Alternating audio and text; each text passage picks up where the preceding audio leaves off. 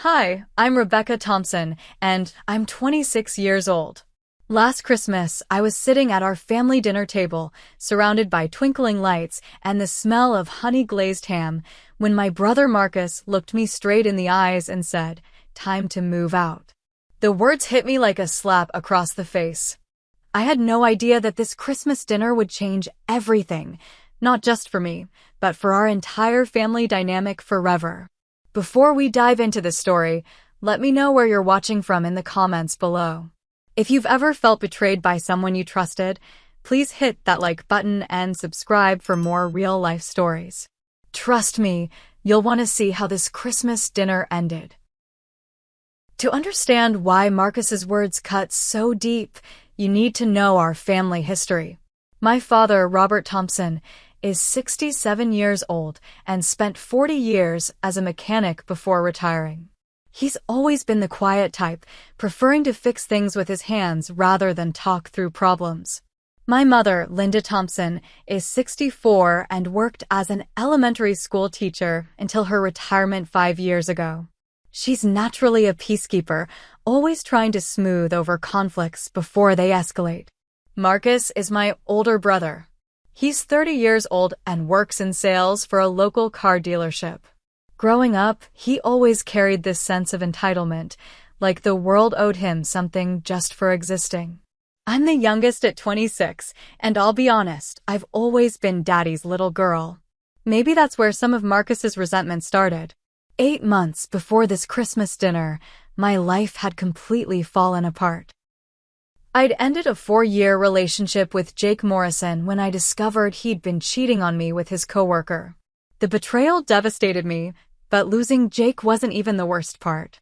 2 weeks after our breakup, the marketing firm where I'd worked for 3 years laid off half their staff due to budget cuts. Suddenly, I found myself heartbroken, unemployed, and facing an apartment lease I couldn't afford alone. That's when Mom and Dad stepped in. Without hesitation, they welcomed me back into my childhood home. "Honey, you take all the time you need to get back on your feet," Mom had said, hugging me tight as I cried into her shoulder. Dad had simply squeezed my hand and said, "This house will always be your home." I wasn't freeloading, despite what Marcus would later claim. I contributed to groceries, helped with household chores, and paid what I could toward utilities. I was actively job hunting, going on interviews, and slowly rebuilding my life. My parents never made me feel like a burden. In fact, they seemed to enjoy having me around again. We'd watch old movies together, and Mom would make my favorite chocolate chip cookies just like when I was little. Marcus, on the other hand, was struggling financially. He'd married Sarah 3 years earlier, and they had 2 young children. They were living paycheck to paycheck, constantly stressed about money. Sarah worked part-time at a daycare, but most of her income went to childcare for their own kids. Recently, Marcus had started making snide comments about me taking advantage of our parents' generosity, but I'd tried to brush it off as stress talking. This particular Christmas felt different from the moment Marcus walked through the door. Usually, he'd greet everyone with forced cheerfulness, but today he seemed focused, almost businesslike. Sarah looked uncomfortable, avoiding eye contact with me and focusing entirely on getting their kids settled. The house looked beautiful that day. Mom had outdone herself with decorations. Twinkling lights wrapped around the staircase banister, garland draped the mantel above the fireplace, and family photos from decades past smiled down at us from every surface. The dining room table was set with Mom's good china, the red tablecloth she only used for special occasions, and crystal glasses that caught the light from the chandelier overhead. We'd prepared all the traditional dishes. Dad had spent the morning preparing his famous honey-glazed ham while Mom and I worked on mashed potatoes, green bean casserole, and her legendary apple stuffing. The kitchen smelled like cinnamon and sage, and Christmas music played softly from the old radio on the counter. Everything should have been perfect.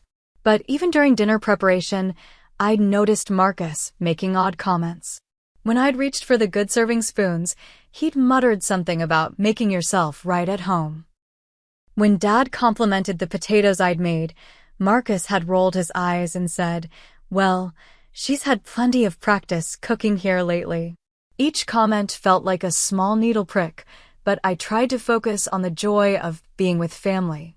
As we sat down to eat, Marcus insisted on saying grace, which was unusual since Dad typically handled that honor.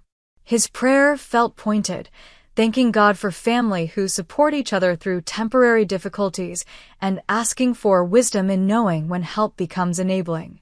Even with my eyes closed, I could feel the tension building in the room like storm clouds gathering overhead. The uncomfortable comments started almost immediately after we began eating. Marcus had barely taken 3 bites of ham when he set down his fork and looked directly at me. "Rebecca, you've been here quite a while now, haven't you?" His tone was conversational, but there was something underneath it that made my stomach tighten. "About 8 months," I replied carefully, cutting my green beans into smaller pieces to give my hands something to do. "Why do you ask?" "Oh, just curious. Time has a way of flying by, doesn't it?" He took a sip of wine and continued, "Some people need to learn to stand on their own 2 feet, you know. Independence is important for personal growth." Sarah shifted uncomfortably in her seat, her cheeks flushing pink. "Marcus, honey, maybe we could talk about something else? The kids are excited about their new toys." She was clearly trying to redirect the conversation, but Marcus ignored her completely. Dad cleared his throat, his voice carrying a warning tone. "Marcus, it's Christmas. Let's just enjoy our dinner together as a family." He reached for the bowl of stuffing, his movements deliberate and controlled. I could see the muscle in his jaw twitching, a sure sign he was getting irritated. Mom let out a nervous laugh that sounded forced even to my ears. "More potatoes, anyone?" Rebecca made them, and they're absolutely delicious. She was doing what she always did, trying to smooth over conflict with food and forced cheerfulness. But Marcus wasn't deterred. If anything, the gentle pushback seemed to encourage him. "I'm just saying, Mom and Dad have worked hard their whole lives. They deserve to enjoy their retirement without extra financial burdens." He emphasized the word burdens, just enough to make it clear he was talking about me. The words stung because there was a grain of truth in them. I was contributing what I could, but I knew my presence meant higher utility bills, more groceries, and general wear and tear on the house. I'd been trying to find full-time work, but the job market was competitive, and I was being selective about positions that would actually advance my career rather than just pay bills. "I pay my share of expenses," I said quietly, surprised by how defensive I sounded. "And I help around the house. This isn't a one-sided arrangement." Marcus laughed, but there was no humor in it. "Your share? Rebecca, you're living in a 4-bedroom house with a 2-car garage and a finished basement. What exactly do you think your share should be?" The Christmas music that had been playing softly in the background suddenly felt irritating rather than festive. Bing Crosby was crooning about dreaming of a white Christmas, while my brother was systematically destroying the peace of our family gathering. I found myself focusing on the lyrics, trying to escape the growing tension at the table. "Marcus, that's enough," Dad said firmly, setting down his fork with more force than necessary. "This is neither the time nor the place for this discussion." "When is the right time, Dad?" Marcus shot back. "When Rebecca's 40 and still living in her childhood bedroom. When you and Mom are in your 70s and still supporting a grown daughter who refuses to take responsibility for her own life." The accusation hit me like a physical blow. I felt heat rise in my cheeks and tears prick at the corners of my eyes. "That's not fair, Marcus. I'm actively looking for work. I've had 3 interviews this month alone." "Interviews," he scoffed. "How many job offers? How many times have you turned down positions because they weren't perfect for what you wanted? You're being picky while Mom and Dad foot the bill for your pickiness." Sarah reached over and placed her hand on Marcus's arm. "Honey, please. The children are getting upset." Indeed, their 6-year-old daughter Emma was looking back and forth between the adults with wide, frightened eyes, while 4-year-old Tommy had stopped eating entirely and was clutching his napkin like a security blanket. But Marcus shook off his wife's touch. The children need to understand how the real world works, Sarah. They need to see that actions have consequences and that family isn't a safety net you can fall back on indefinitely. Mom's voice was barely above a whisper when she spoke. Rebecca is always welcome in our home. She's our daughter, and she's going through a difficult time. A difficult time that's lasted 8 months and shows no signs of ending, Marcus replied sharply. Meanwhile, Sarah and I are crammed into a 2-bedroom apartment with 2 kids and another one on the way, struggling to make ends meet while Rebecca lives here rent-free. The words hung in the air like smoke from a fire. Another baby on the way. That explained Sarah's recent weight gain and why she'd been declining wine at family gatherings. It also explained the desperation I was hearing in Marcus's voice. They needed money, space, and help, and somehow I'd become the obstacle to them getting it. Congratulations, I managed to say to Sarah, who looked like she wanted to disappear into her chair. I didn't know you were expecting again. We wanted to announce it today, she said softly, not meeting my eyes.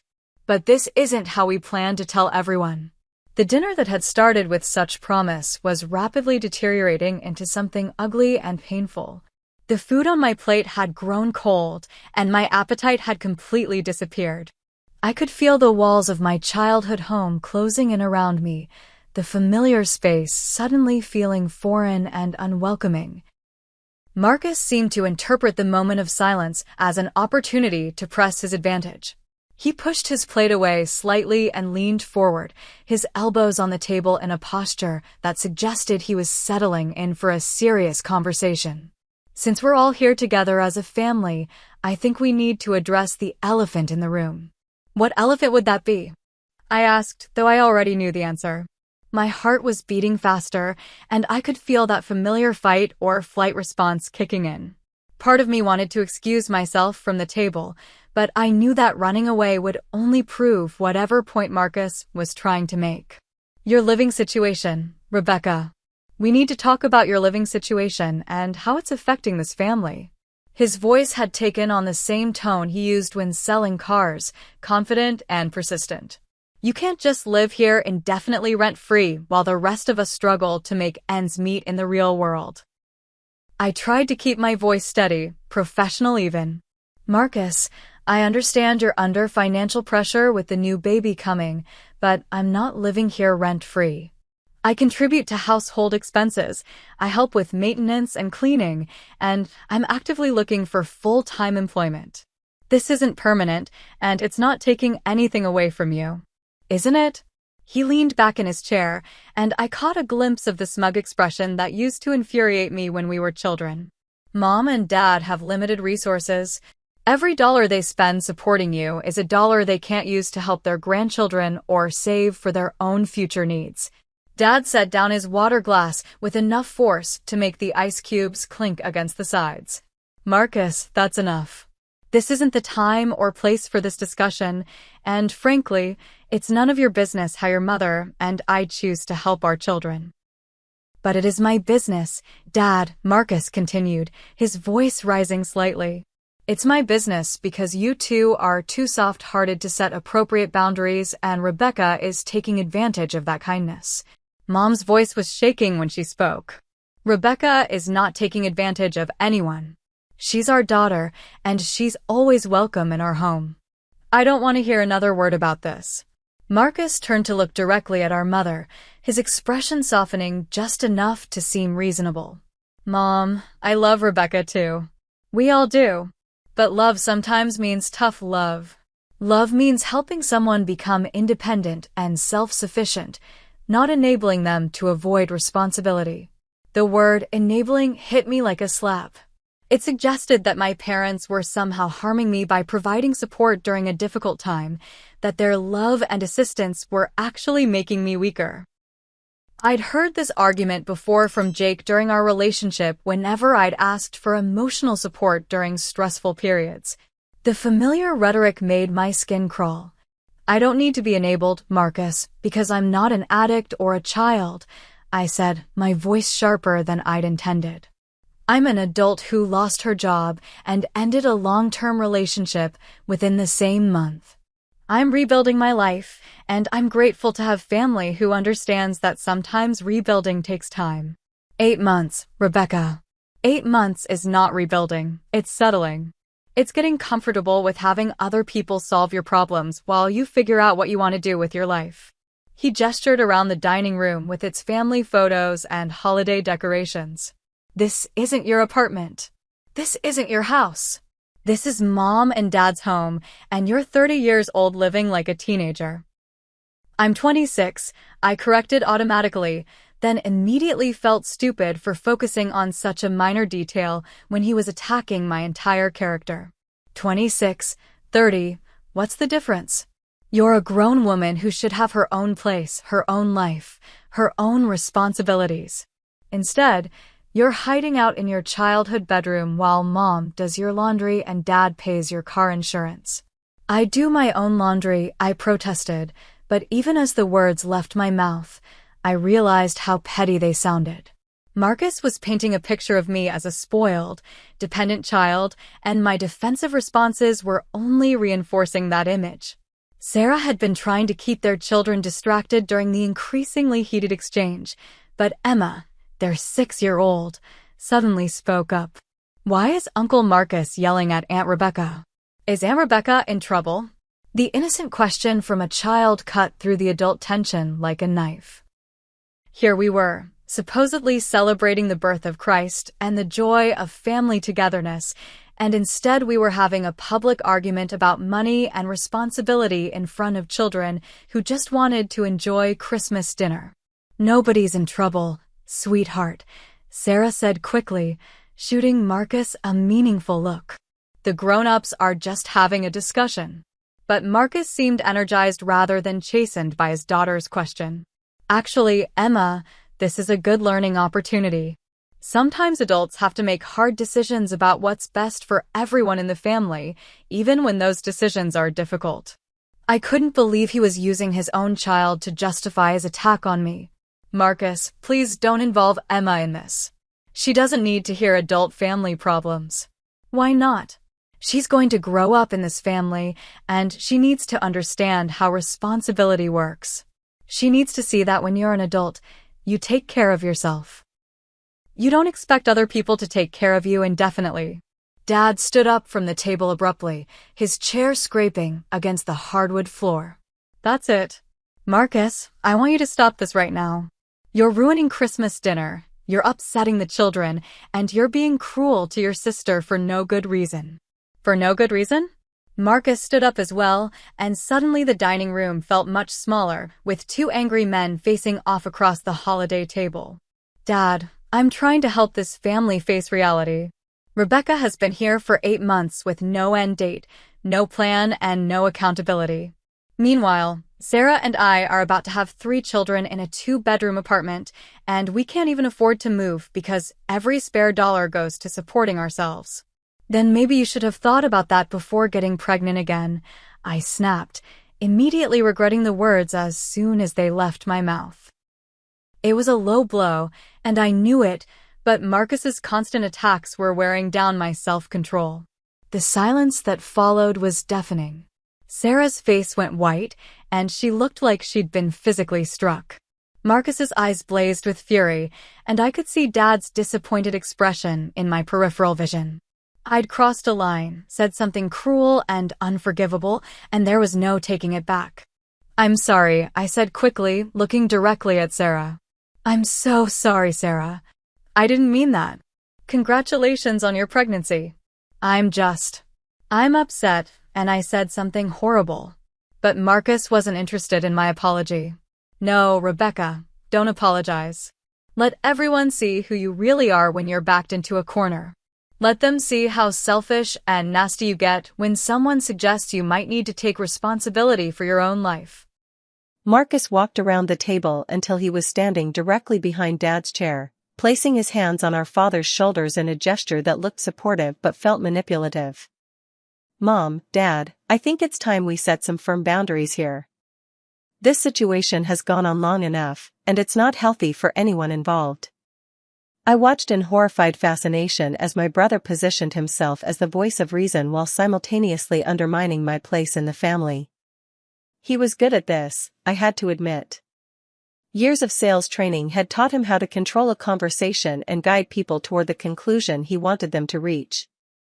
"What kind of boundaries are you talking about, son?" Dad asked, his voice carefully neutral.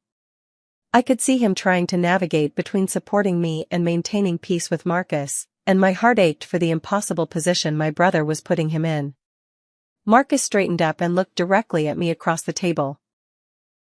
His expression had shifted from angry to coldly determined, and I realized with growing dread that this entire confrontation had been planned.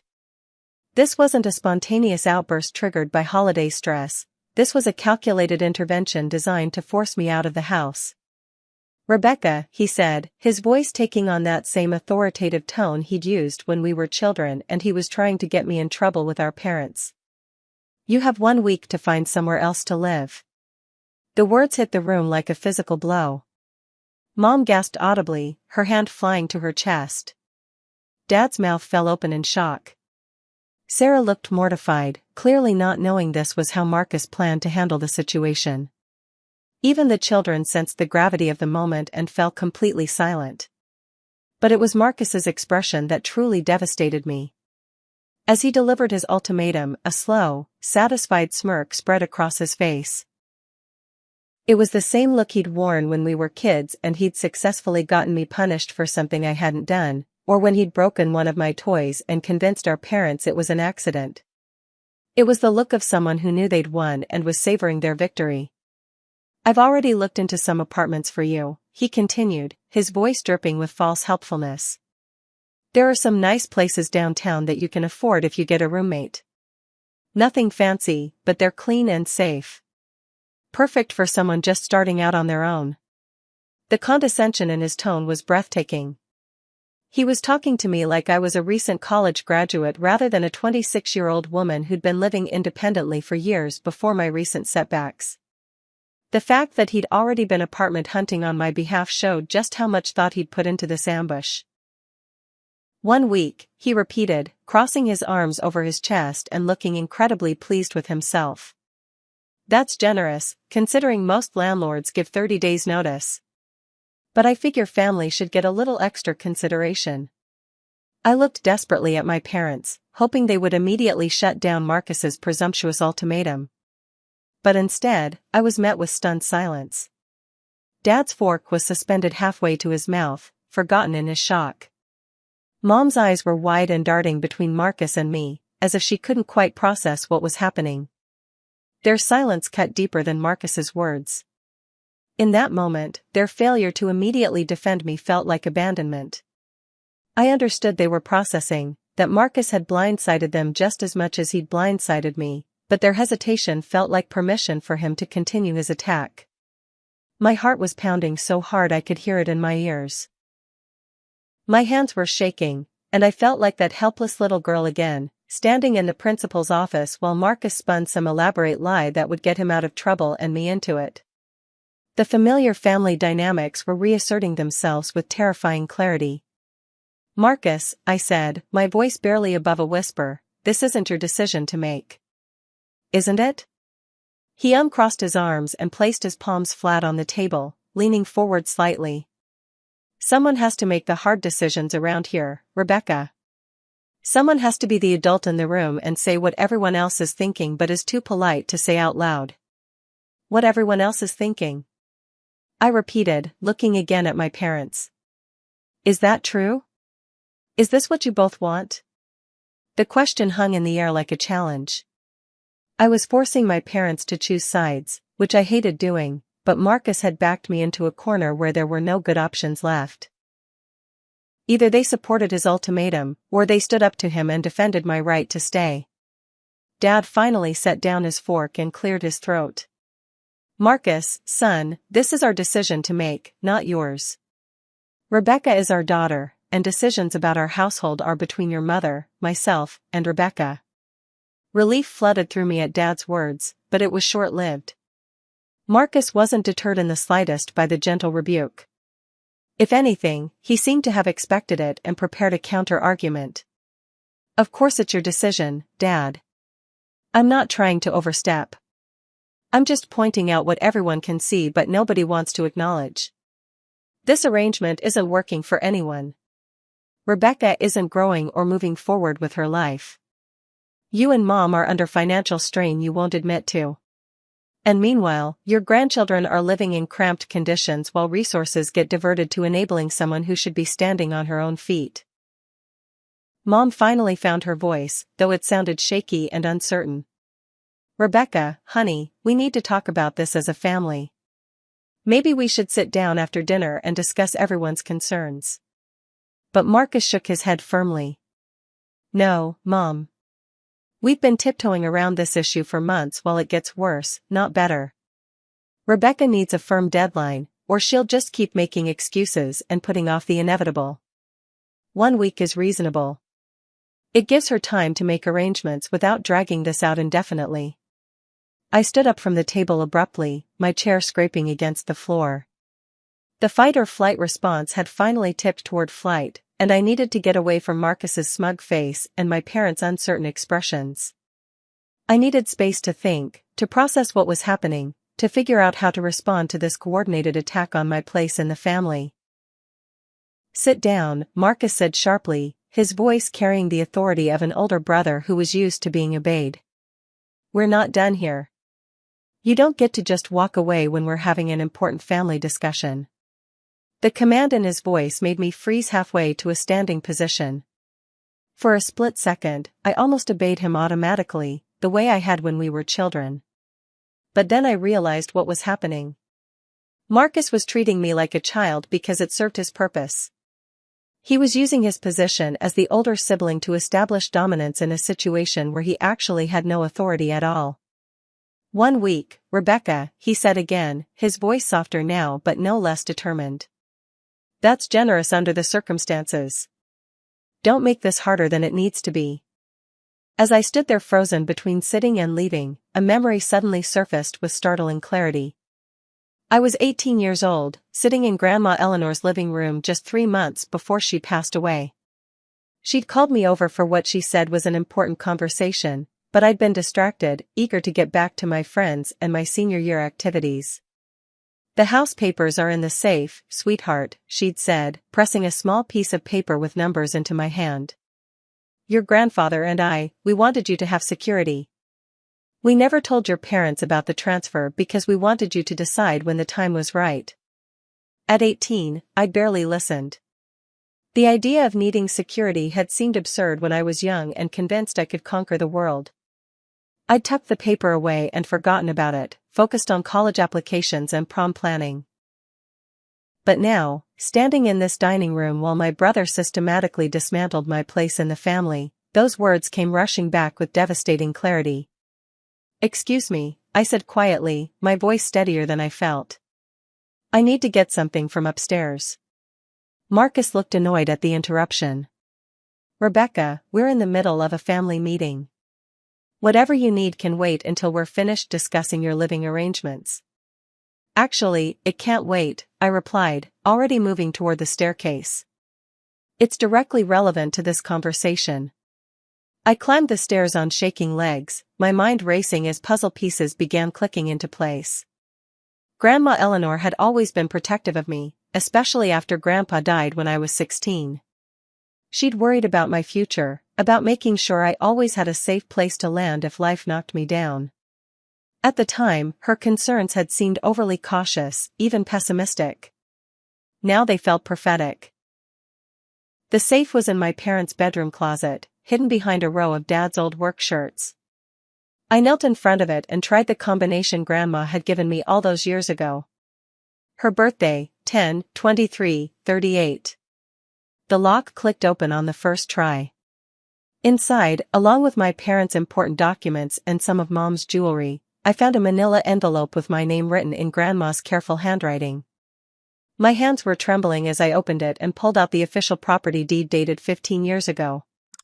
The legal language was dense and formal, but the essential facts were clear. Eleanor Margaret Thompson and William Charles Thompson had transferred ownership of the property at 1247 Maple Avenue to Rebecca Eleanor Thompson on her 18th birthday. The house I'd grown up in, the house I was being ordered to leave, legally belonged to me. As I read through the document, more details came flooding back. Grandma and Grandpa had bought this house in 1968, when Dad was just starting his apprenticeship at the garage. They'd lived here for almost 20 years before deciding to move to the smaller condo across town to be closer to medical facilities as they aged. Instead of selling the house or simply giving it to my parents, they'd held on to the deed. "We want to make sure Rebecca always has a home," Grandma had explained to my confused 18-year-old self. "Your parents are wonderful people, but they're too generous for their own good sometimes. If something happens to them, or if she ever needs a safe place, we want her to have options." The arrangement had been that my parents would live in the house as caretakers, paying the property taxes and maintaining the building, while technically I was the owner. Grandma had made them promise not to tell Marcus about the arrangement unless it became necessary, knowing his tendency toward jealousy and entitlement.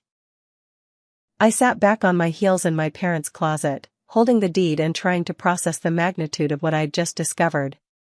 For 8 years, I'd been living in my own house without knowing it. My parents had been so focused on caring for Grandma during her final illness and grieving her death afterward that the property transfer had gotten lost in their memories. Downstairs, I could hear Marcus's voice carrying through the house as he continued his prosecution of my character. The irony was almost unbearable. He was ordering me out of my own home while positioning himself as the voice of financial responsibility and family authority. With the deed clutched in my hand, I walked back down the stairs slowly, each step feeling momentous. The family portrait gallery along the stairway wall seemed to take on new meaning. These weren't just family memories anymore, they were pictures taken in my house, celebrating holidays in my dining room, opening Christmas presents in my living room. As I reached the bottom of the stairs, I could hear Marcus saying, "Maybe we should have done this intervention sooner." Sometimes families enable destructive behavior by avoiding difficult conversations. I paused at the entrance to the dining room, taking in the scene before me. Marcus was still standing in his position of authority behind Dad's chair, his posture confident and commanding. Sarah was looking increasingly uncomfortable, clearly wishing she was anywhere else. Mom and Dad appeared aged by the stress of the confrontation, their faces drawn and worried. The children had been quietly moved to the living room with their tablets, but I could see them glancing nervously toward the dining room where the adults were having their important discussion. The Christmas tree lights twinkled behind them, and wrapped presents sat waiting to be opened, but the holiday joy had been completely sucked out of the day. "Rebecca," Marcus said as I entered the room, "I'm glad you're back. We've been discussing some practical next steps for your transition to independent living. Sarah found a few apartment listings online that might work for your budget." I walked calmly to my seat at the table and placed the property deed next to Marcus's plate, right beside his barely touched slice of apple pie. The official document looked starkly formal against Mom's festive red tablecloth, but its presence immediately shifted the energy in the room. "Actually, Marcus," I said, my voice surprisingly steady, "I have some news about moving out that I think everyone should hear." Marcus glanced down at the document with casual disinterest, then did a double take as his brain processed what he was seeing. His confident expression faltered as he picked up the deed and began reading the legal text. What is this?" he asked, his voice losing its authoritative tone for the first time all evening. "That's the property deed to this house," I replied calmly. "It shows that Grandma and Grandpa transferred ownership to me 8 years ago, when I turned 18. The silence that followed was profound. Marcus's face drained of color as he read through the document more carefully. Mom and Dad were staring at me with expressions of dawning recognition, their memories clearly being jarred back to conversations they'd had with Grandma years earlier. "This can't be real," Marcus said weakly, but his voice lacked conviction. He was still staring at the official stamps and signatures that made the document legally binding. "It's very real," I said. "And Marcus, about that 1-week deadline you gave me. Marcus was turning the deed over in his hands as if hoping the back would contain different information than the front. His confident demeanor had evaporated completely, replaced by the desperate expression of someone watching their carefully constructed plan crumble in real time. "Mom, Dad," he said, his voice taking on a pleading quality, "did you know about this? Did you know Rebecca owned the house this whole time?" Dad rubbed his forehead with both hands, looking suddenly exhausted. "We knew Eleanor and William had made arrangements, but honestly, Marcus, with everything that happened during Eleanor's final illness and then the funeral, we just forgot about the specifics. We've been so focused on taking care of the property and maintaining everything that the legal ownership details got pushed to the back of our minds." Mom nodded slowly, her expression a mixture of relief and embarrassment. "Eleanor made us promise to let Rebecca decide when to tell the family about the arrangement. She said Rebecca should have control over when and how to use that information. You let me embarrass myself." Marcus exploded, his carefully maintained composure finally cracking completely.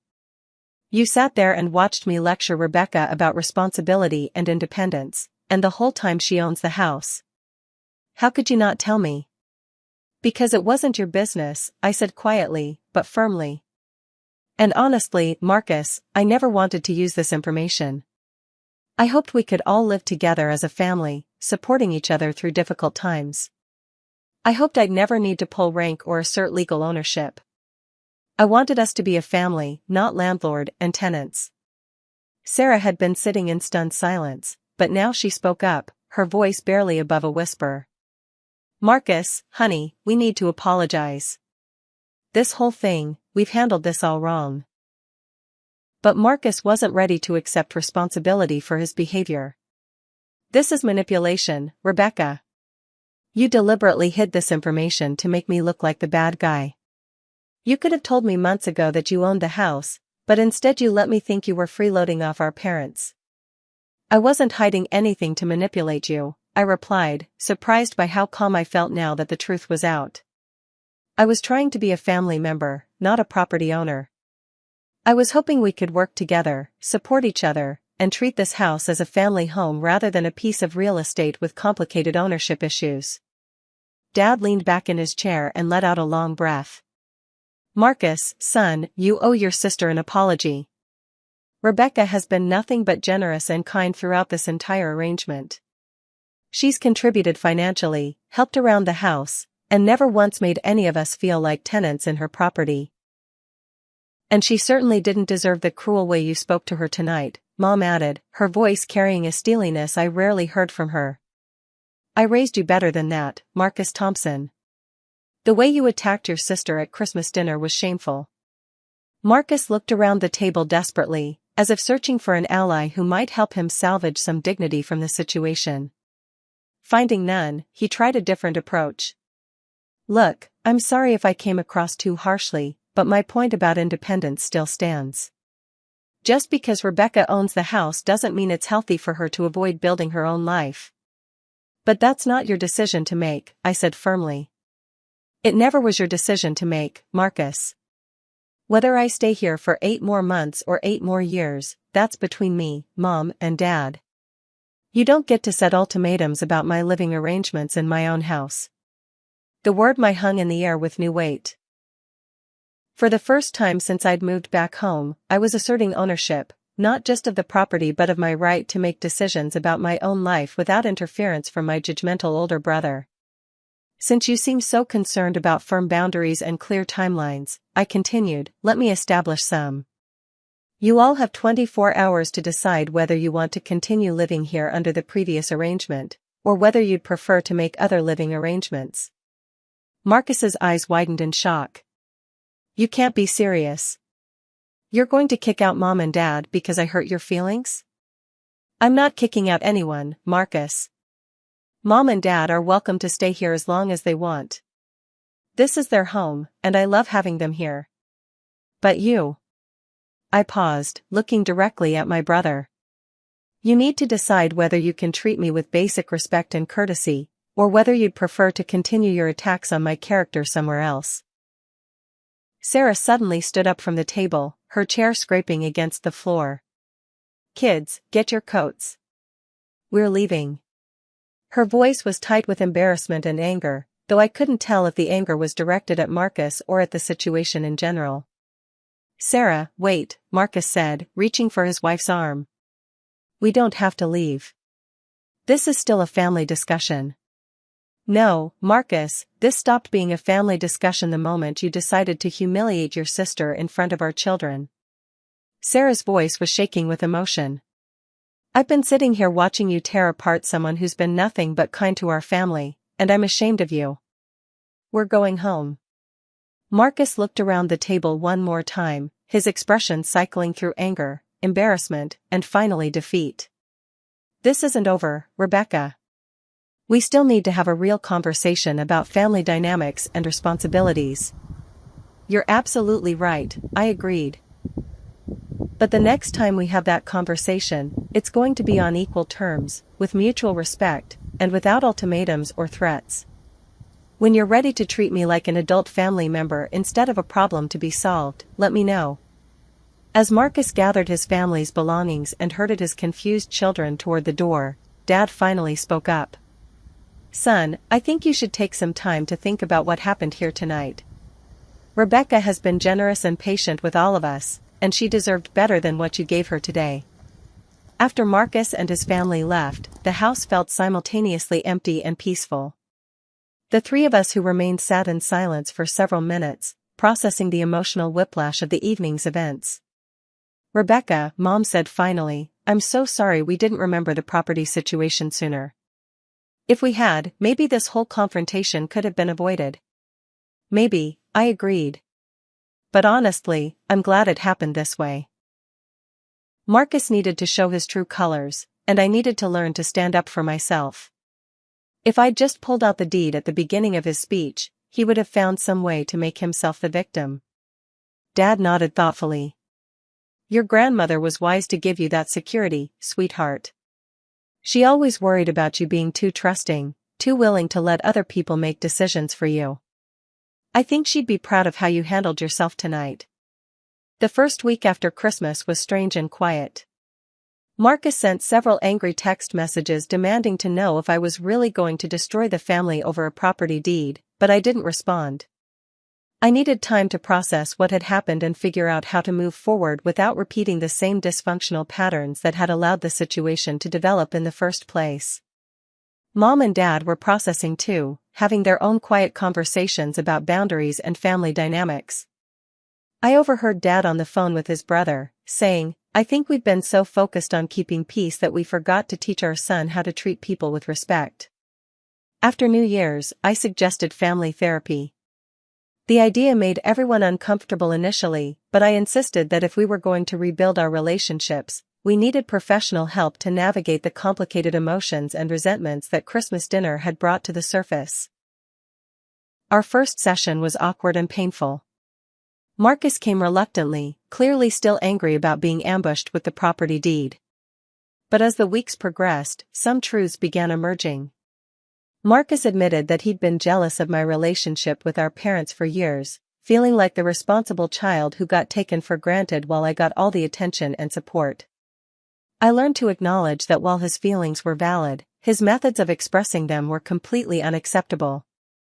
The therapist helped us understand that families can support multiple adult children in different ways without anyone being diminished by someone else's success or security.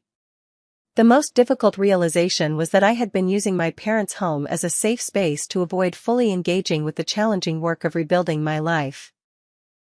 While Marcus's accusations were cruel and his approach was wrong, there was a kernel of truth in his concern that I was becoming too comfortable with dependence.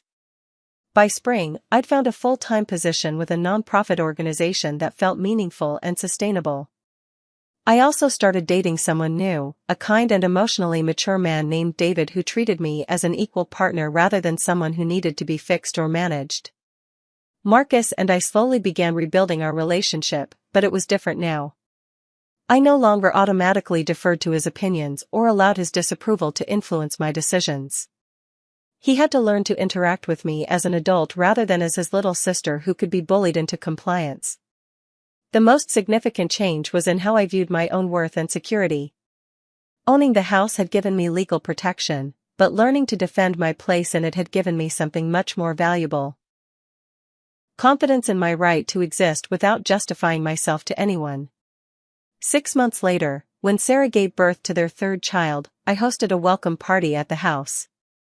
Marcus thanked me afterward, saying it meant a lot to have family support during such an important time. It was a small moment, but it felt like progress. A year after that infamous Christmas dinner, I was hosting holiday celebrations in my own home, surrounded by people who chose to be there because they enjoyed my company, not because they felt obligated by family ties. Mom and Dad had moved to a smaller apartment nearby, preferring the independence while staying close enough for frequent visits. The house, which had once felt like a refuge from the world, became a launching pad for the life I actually wanted to build. I'd learned that having a safety net didn't make me weak, it made me brave enough to take risks and pursue opportunities that felt aligned with my values. Looking back, I realized that my grandmother's greatest gift wasn't the property deed itself. It was the lesson that security comes from knowing your own worth, understanding your rights, and having the courage to defend both when necessary. Sometimes the people who should protect you are the ones who hurt you most. Family relationships can be complicated by jealousy, competition, and unresolved childhood dynamics that have nothing to do with your actual character or behavior. Learning to recognize manipulation and respond to it with calm strength rather than defensive emotion is one of the most valuable skills anyone can develop. Having legal ownership of a house mattered less than learning to own my worth as a person. But sometimes life gives you exactly the tool you need to start standing up for yourself, even if you don't realize you need it until someone tries to take away your sense of belonging. That Christmas dinner destroyed old patterns of family interaction that weren't serving anyone well. In their place, we built something healthier based on mutual respect rather than automatic deference to age or gender roles. It wasn't easy, and it wasn't immediate, but it was necessary. The house was just walls and a roof, but learning to defend my place in it, that taught me what home really means. Home isn't about ownership or family obligations or meeting other people's expectations of who you should be. Home is about surrounding yourself with people who see your worth and choosing to invest your energy in relationships that bring out the best in everyone involved. Have you ever had to stand up to a family member who was trying to control your life? How did you find the courage to set boundaries with someone you love? Drop a comment below and share your story. If this resonated with you, please hit that like button and subscribe for more real-life stories about family, boundaries, and finding your voice. Share this with someone who might need to hear that they have the right to defend their place at the table, literally or figuratively. Thank you for listening to my story, and remember, you are worth defending, your feelings are valid, and sometimes the most loving thing you can do for your family is refuse to accept unacceptable behavior. Wishing you all peaceful holidays filled with genuine love and respect.